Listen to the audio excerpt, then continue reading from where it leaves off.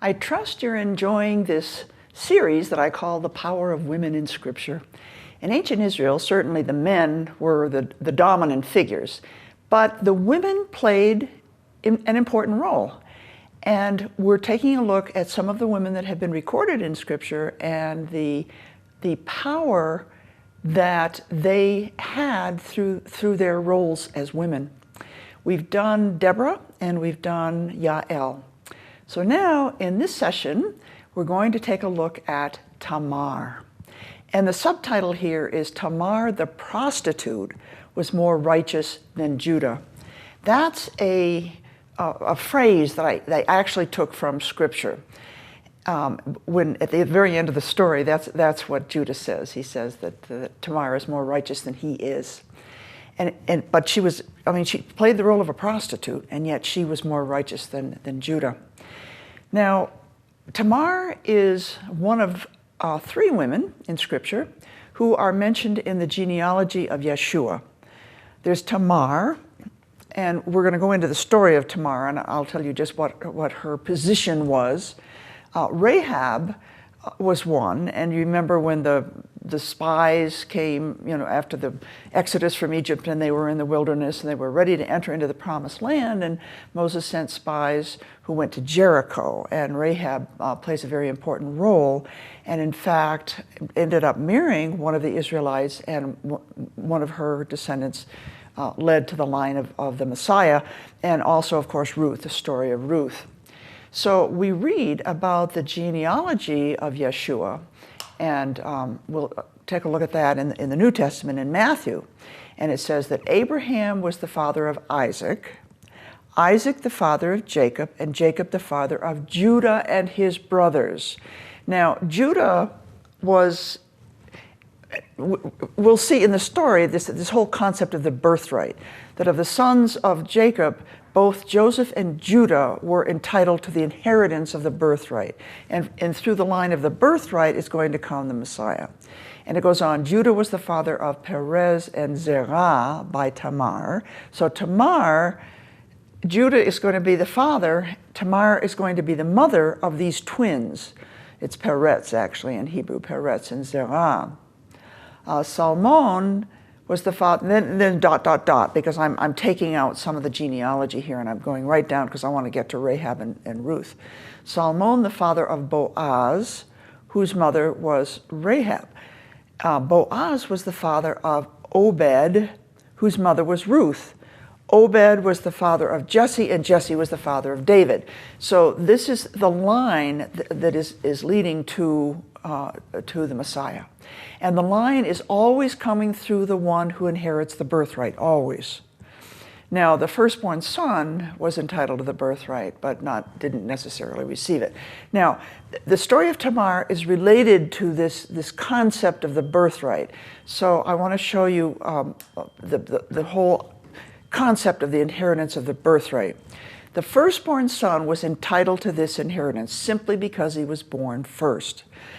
And that son would have a leadership role. And think of yourself about in ancient Israel, that of course the firstborn son would have a leadership role.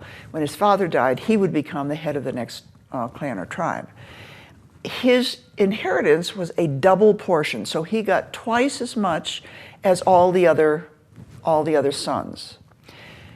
And that was not, like extra presents under the Christmas tree. This was to enable him to fill that role of leader, all right? He was also the high priest. He was both the high priest of his clan or tribe, and he was also would be the leader in time of war. Now, what is so interesting is that it shows that the one with the birthright is going to bear abundant seed, and then he would be the one who would be victorious in battle. He was the leader of the one in battle. So this concept of the birthright is really important. It was given to the firstborn son, but the firstborn son had to demonstrate that he was worthy of this role, this leadership role. If he was not, God would remove that inheritance and give it to another son. And that appears over and over again in Scripture. I mean, clearly the story of Esau was born first, but Jacob, he bought the birthright, but he had to prove himself worthy before God declared that he was worthy of the birthright. And then, and we're going to see Reuben was the firstborn son of Jacob, but he was declared unworthy of that role, so it was given to Joseph. That's what we see in 1 Corinthians. It was given to Joseph. In fact, let's take a look at this whole concept of who's going to inherit the birthright. We have here, Joseph was not the one born to the birthright, but we see in fact in 1 Chronicles, it tells us that that the birthright was given to Joseph because Reuben was not worthy. And here's the prophecy that Jacob gave to his 12 sons, and here's the prophecy that went to Joseph. Now, tell yourself, can you tell the characteristics of the one who's going to inherit the birthright? Joseph is a fruitful bough. That's the way it is in the New American Standard Version, but the word is son. He's a fruitful son. A fruitful son by a spring. Its branches, that's why it was translated bough, its branches run over a wall. Now, the wall is the daughters, and in the original Hebrews, daughters have marched over a wall.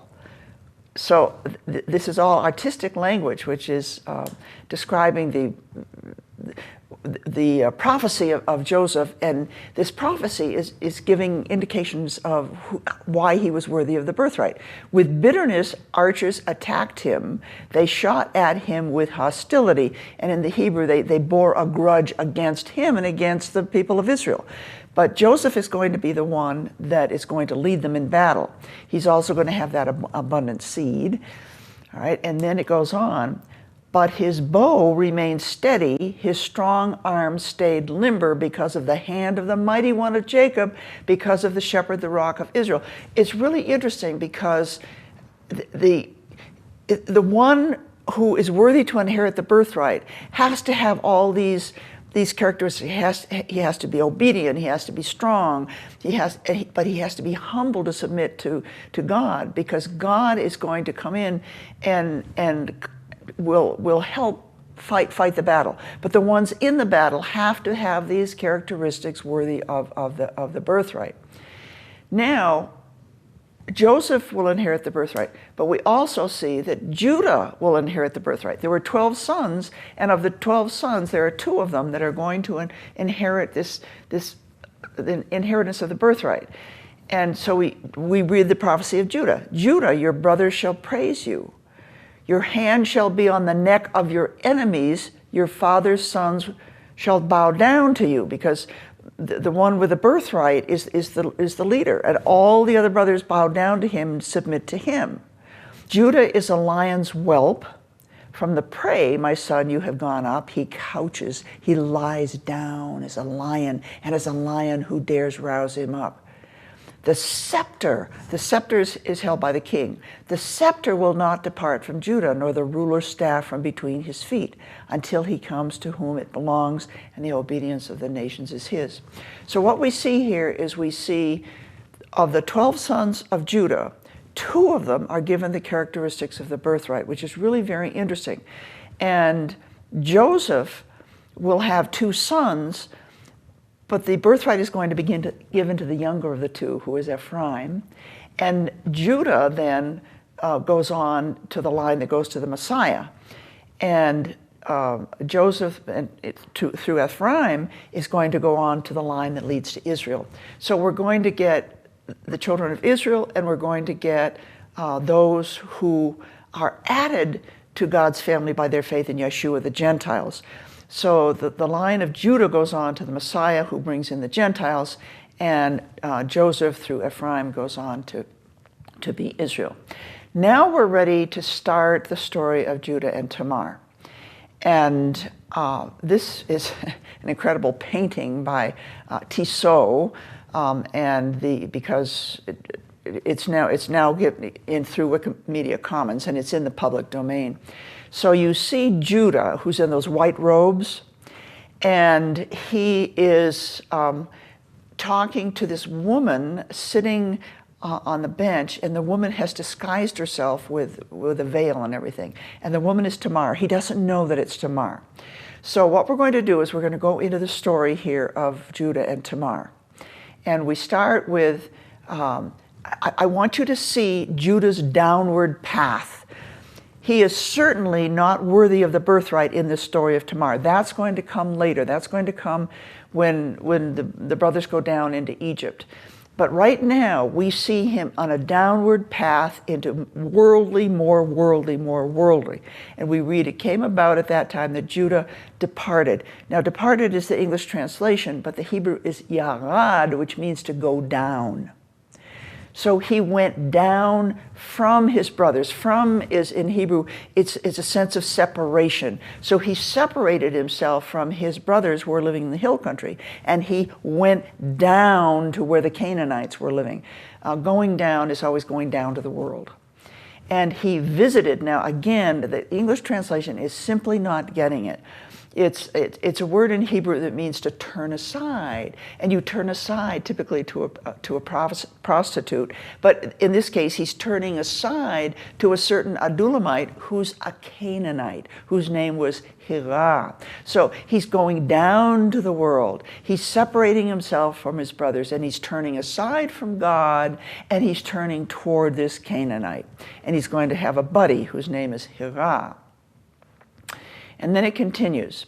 Judah saw there, now he's gone down into the land of the Canaanites. He saw there a daughter of a certain Canaanite whose name was Shu'ah. And he took her and went into her. He made her his wife. So this is something you're not supposed to do. You know, the scripture says to the Israelites, you're to remain holy for me, and don't intermarry with pagans. And that's what Judah has just done. He's intermarried with a pagan. So what happened is Judah, with this Canaanite wife, had 3 sons.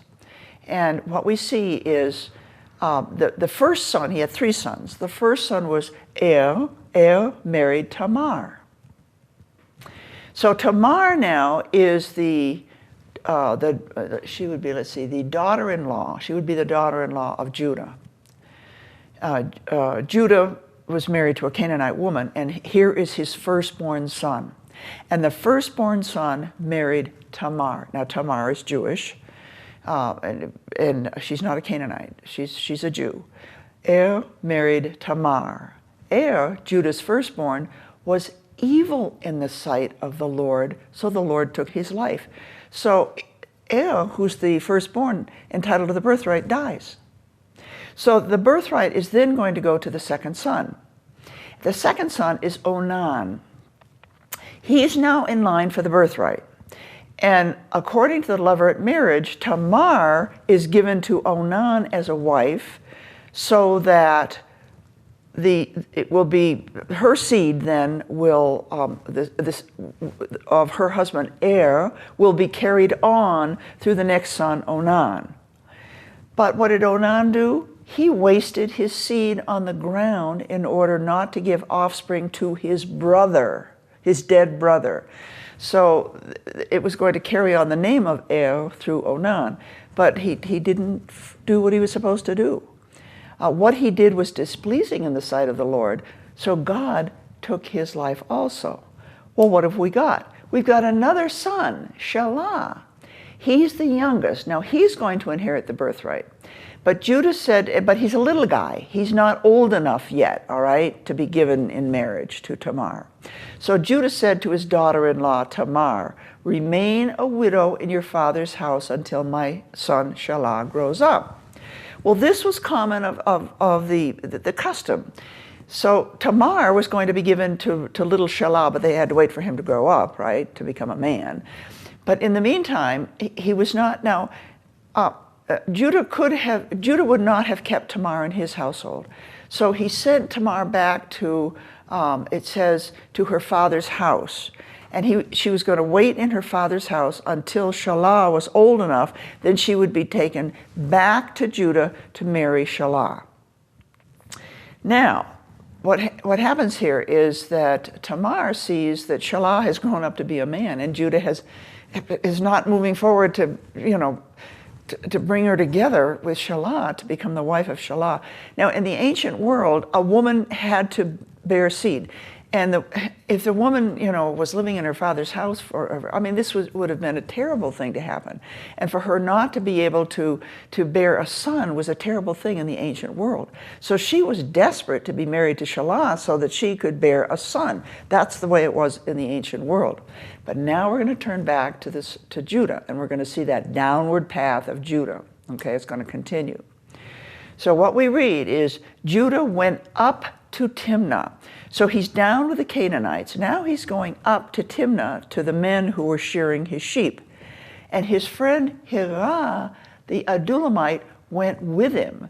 So he's hanging out with a pagan is what he's doing. He's married a pagan, he's hanging out with a pagan, and he's going up into the hill country. Let me show you here on a map so that you get a sense of what's happening. You see Jerusalem, you see the hill country. The hill country is that central spine of Israel, and you see Jerusalem. And the Hebron is where Judah's family were living. That was Jacob and his sons. It would be 10 sons because Joseph had already been sold into slavery into Egypt. And Judah left. He separated himself from his father and his brothers, who were up in the hill country of Hebron. And they went down. Now, it doesn't say that they went down to Lachish, but Lachish would have been the area of the Canaanites. And when he went up for the sheep, it doesn't say he went to Timnah, but Timnah is up in the hill country, so he went back up into the hill country with his sheep. Now, the story continues. This is very interesting because we're going to see now Tamar. Tamar is desperate. She should be marrying Shelah. Shelah is now a grown man, but Judah is making no move to have Tamar marry Shelah. So she has to do something.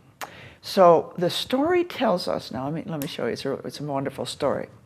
It says, she, Tamar, sat in the gateway of Enaim.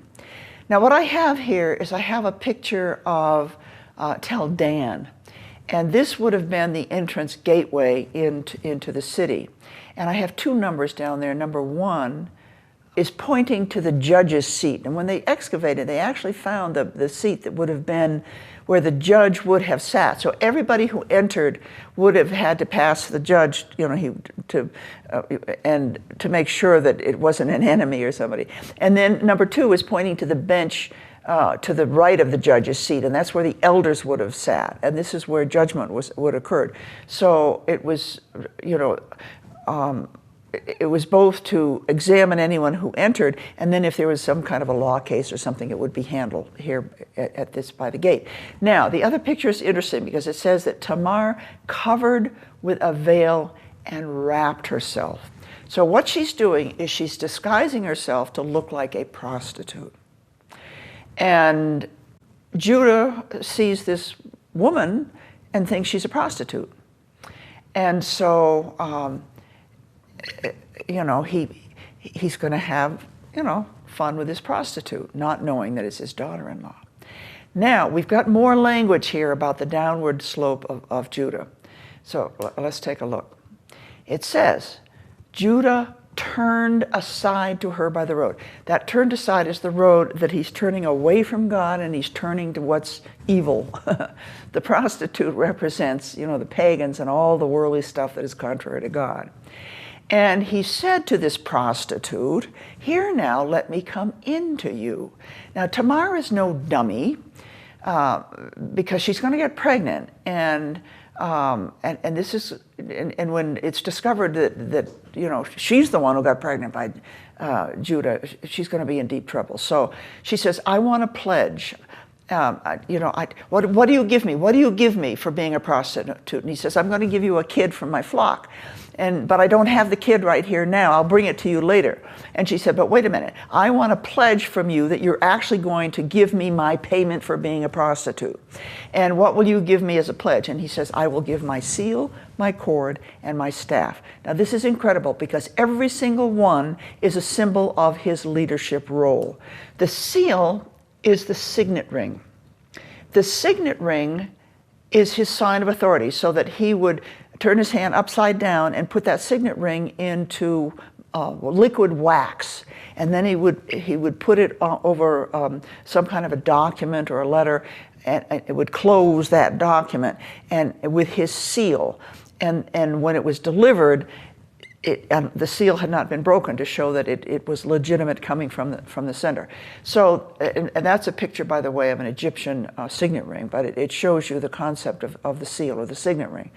The cord, we're not quite sure what it is. There are different interpretations, but the staff, it's very clear, the staff. The staff is a Hebrew word that either can mean the shepherd's staff or it can mean a king's scepter. And I think it's a play on words here, that he's giving his symbol of authority is what he's giving. He's giving it away. It's like the concept of the birthright has no meaning to him. He's giving it away. Now, what happens next is, time passes, and then it becomes evident that Tamar is pregnant. And Tamar is his daughter-in-law, and she's become pregnant. So let me show you what happens next here. Judah says, "Bring her out and let her be burned." Now, the Torah says that the daughter of any priest, if she profanes herself by harlotry, she profanes her father, she shall be burned with fire. So Judah is, in fact, giving he doesn't realize that he's the father, so this is going to be the penalty. But then, in Tamar's defense, she says, "Hey, wait a minute. I am with child by the man to whom these things belong." And she said, "Please examine and see whose signet ring and cords and staff are these." So it proves that Judah is, in fact, the father who has made her pregnant. And then Judah says, "She is more righteous than I, inasmuch as I did not give her to my son Shelah, and he did not have relations with her again." So she actually, now the story goes on, it's very interesting. She gave birth to twin sons. It came about at the time she was giving birth that, behold, there were twins in her womb. And Zerah was the one who was going to be born first. Peretz was the one who was going to be born second. So the one who was at the birth would put the red thread on Zerah, but Peretz grabbed Zerah's leg and pulled him back so that he could be born first. So in fact, we have Peretz became the firstborn. Zerah is the secondborn, and that's kind of an echo of what happened with Esau and Jacob. And now I'm going to show you here. The Hebrew is so powerful. I want you to see it. What I've done is I've highlighted in the Hebrew, paratz is repeated 3 times. Ma paratzta alecha paretz, va yikra shemo paretz. So the important thing here is that you see the word paratz repeated 3 times. It means to burst forth. To take something and just explode and burst forth. That's what it means. So it's been translated, how you have burst forth, or breached, actually, how you have breached or burst forth for yourself a breach. And he, Judah, called his name Paretz. So now, the pattern of paratz in the Bible is really incredible. Paratz can mean an explosive increase in material possessions or in people. Explosive increase. There's a contrast between paratz referring to God's people and paratz referring to God's judgment. And that's where we're headed. We're headed to the prophetic meaning of paratz, to God's judgment. Paratz seems to apply to the prophetic future, and God will select a remnant that is holy. Now, let me show you. It's just so powerful, the prophetic meaning of paratz, all brought about by Tamar. Okay, here's the abundance of possessions and people. Back in Egypt when they were slaves, the more they afflicted them, the more they multiplied, and the more the word is paratz, they exploded in number, so that the Egyptians were in dread of the sons of Israel. Now let's take a look at the judgment, the concept of judgment. This is God's judgment. Let the priests who come near to the Lord consecrate themselves, make themselves holy and righteous. Because if they're not holy and righteous, if they come into the presence of the Lord and they're not holy and righteous, the Lord will break out against them. There's going to be an explosion of judgment against them, all right? And so you can't come before the Lord if you're not in a holy and righteous condition. Otherwise, this is what's going to be the consequence. Now, we see another thing in prophecy. God's army bursts through the enemy. And this is David talking. The Lord has broken through. It's that word paratz. He's broken through my enemies before me like the paratz of waters. And that's the echo of the waters opening up after, at the Red Sea, the parting of the waters. And we're going to get another one, which is prophecy. I'm fascinated, this whole concept of paratz. And we read here, this is Jacob's ladder. And God says, your descendants will be like the dust of the earth, and you will spread out. That's the explosion of seed of descendant, like the stars in the sky and the sand and the seashore. This is prophetic of something future. And to the west and the east and the north and the south, and in you and in your descendants shall all the families of the earth be blessed. Now, I wish I had time to do more. I don't. Because the book of Micah, the breaker goes out before the breakers, that word for paratz, and then those who follow him, it's the same word of paratz. It's the prophetic future when I believe that the remnant are going to enter the millennial kingdom. They're going to be the priests. They're going to be the millennial kingdom. And then after the millennial kingdom, Satan is loose for a while, and then all of God's children now are going to be part of that army. But they have to be righteous to come in before God's presence. This is what I'm working on in my third book on the remnant. So be sure and get my third book on the remnant. But you have to read the first two first before you can get to the prophecy of the Great Tribulation and the millennial kingdom. With that, I wish you shalom, and I hope you enjoyed this teaching on Tamar.